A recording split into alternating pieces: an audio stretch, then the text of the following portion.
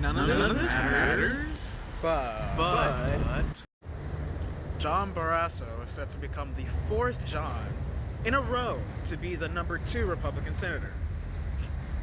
It's impressive, actually, how much white people are afraid of diversity. A group of crypto bros has spent $13 million on elections so far, which totally isn't a bad omen, and they'll totally have the money to pay you when you cash out. The New York Times has found that most people don't remember the crazy details of Trump's presidency. It's almost like we're a little busy hearing about him being in court all day and winning states in his sleep now. Like, here's a deep cup that should have gotten the Alaskan Airlines treatment and worn out for months. The Mooch! It's Super Tuesday, which means if you live in Alabama, Arkansas, California, Colorado, Maine, Massachusetts, Minnesota, North Carolina, Oklahoma, Tennessee, Texas, Vermont, Virginia, Utah, Alaska, and American Samoa, and you're watching this, it's too late for you. Nikki Haley, who you should remember but won't, could win possibly 2, maybe even 5 states today, which means Donald Trump won't be the nominee until next month. Because unlike Thanos, even without a glove and a snap, he is inevitable. In California, Adam Schiff's campaign to replace the died while working old lady Dianne Feinstein is trying to avoid having a matchup with friend Katie Porter, who you hopefully remember as the best congressperson, and is doing so by elevating a ultra-conservative that he can beat. Said Hillary, "What a brilliant idea. Wish I'd thought of that." The Circuit Court of Appeals of DC has ruled that Google, Apple, Dell, Microsoft, and Tesla can continue to use child labor for their cobalt mines in the Congo, as long as they are buying it. I'm not joking, but the technicality is a little funny. Taylor Swift told her followers to go out and vote, and then immediately crashed Instagram. And that was the probably recurring bit, Swifties scare me. Kung Fu Panda 4 came out today, and is DreamWorks' second franchise after Shrek to go beyond a trilogy. Pretty don't count, don't at me. Now, this doesn't mean Poe's story and Shrek's story are equal, but it does mean that Jack Black can challenge Mike Myers for who gets to sit on the Crescent Moon.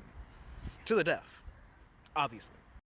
Lastly, in Skinfolk Ain't Kinfolk news, bisexual icon Kirsten Sinema announced she will not run for re-election, having collected the bag from wasting Democrats' time. That's about all the interesting stuff. You good though? But in Wisconsin, Kamala Harris is visiting the already broken ground of the Madison Metro Transit Facility with Julie Su, the acting labor secretary. Bureaucracy bullshit we're not going to get into, to promote the fact that trade workers can also work for the government. And I guess also the infrastructure bill from 2 years ago that funded the project like 9 months ago, the project that's projected to be done maybe by the end of the year? Again, bureaucracy bullshit we're not going to get into. Nikki Haley has dropped out of the race after winning just 1 state. Nah, still did better than Jeb. Fed Chair Jerome Powell, the only guy in DC worried about the still overpriced everything, told Congress today that interest rates can't come down yet. Well, it seems like companies don't want to lower their price, so what else can they lower? Wages? Do you want the revolution? This banker a covert communist? Paramount Plus announced instead of disappearing, it's raising prices after revealing, and sit with this for a second, profit increased to negative $490 million. While the rest of the Senate wore out the Alaskan Airlines situation, Citadel-backed J.D. Vance got the National Transportation Safety Board on the record about the slightly more important intentional mushroom cloud release being unnecessary, reckless even, during the trail derailment in East Palestine, Ohio, from over a year ago. That story again, the worst person you don't really know made a kind of good point. Panera Bread, which is somehow based out of Luxembourg, is quietly removing grass-fed and no antibiotic standards for its food in preparation for it going public. I always thought Panera was a little bougie, but If they're gonna cheapen out like this, the bourgeoisie can keep it. In New York, with no rate cuts in sight, evil Stephen Colbert, Stephen Mnuchin, and GameStop loser Ken Griffith had to give a bank $1 billion. It is working, Comrade Powell. Slowly but surely, all the wealthy will be trading around the same $1 billion. They'll reach class consciousness through mutual aid. In the European Union, Apple is being paid with Fortnite maker Epic Games after Epic won a lawsuit against them by blocking them from even creating an app to put on Apple products. You can't win them all, Tim Apple. Chill out. Because of a bunch of spot Bitcoin ETFs, which, unlike regular Bitcoin ETFs that have Bitcoin futures contracts underlying them, they instead have the actual Bitcoin as the underlying asset. Your eyes glazed over. Point is, Bitcoin is at $69,000. Finally, in New York, prosecutors suddenly dropped charges mid-trial against a trio accused of attempted trafficking in the original written copy of Hotel California. Actually, wait. I didn't say it when I mentioned Bitcoin's price. Say it with me. Nice. That's really the only interesting stuff. You good, though?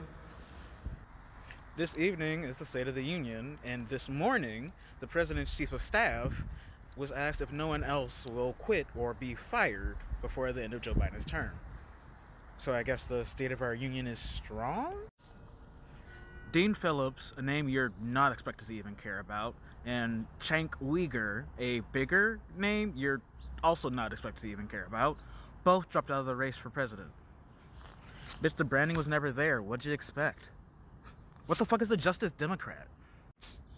Jordan Peterson, the Plato on benzos, was complaining to Congress about the weaponization of government. Has he forgotten he's Canadian? He can just leave.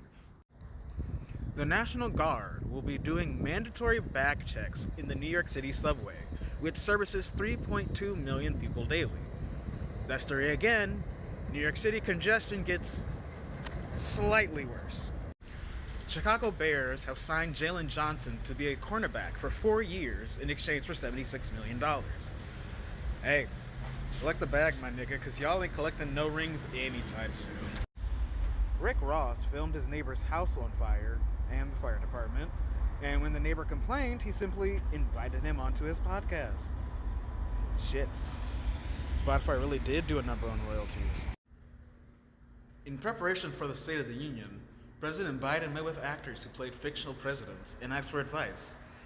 It's a silly, fun idea. Who was there? Morgan Freeman, Michael Douglas, Gina Davis, Bill Pullman from Independence Day, and Tony Goldwyn from Scandal. I don't know if Joe Biden should take a page out of Fitzgerald Grant III's playbook.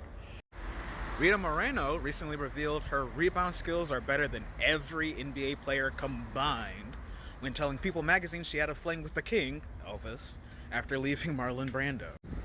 Rihanna, Bill Gates, Ivanka Trump, and Mark Zuckerberg all walk into a wedding. Sure sounds like the setup for a great punchline. Lastly, Forbes released its annual highest paid actors list, and sitting at the top, above Margot Robbie, with $73 million, is Adam Sandler. You know, for the highly profitable animated film Leo. That's about the only interesting stuff.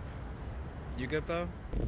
So apparently, George Santos is running to be elected in a different seat than the one he was kicked out of 3 months ago.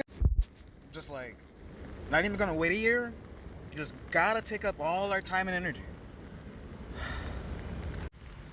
Rupert Murdoch, you know, the supervillain of this timeline, is getting engaged for a 5th time at 92 years old. And of course, it's to a woman that, at the age of 62, could be his daughter. Today we learned that unemployment went up, wage growth went down, and job numbers also went up.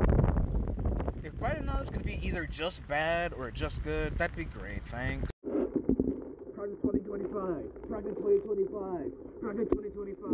Sorry, this is for engagement. Apparently Biden hit a nerve, Chadwick Ball actually existing. Project 2025.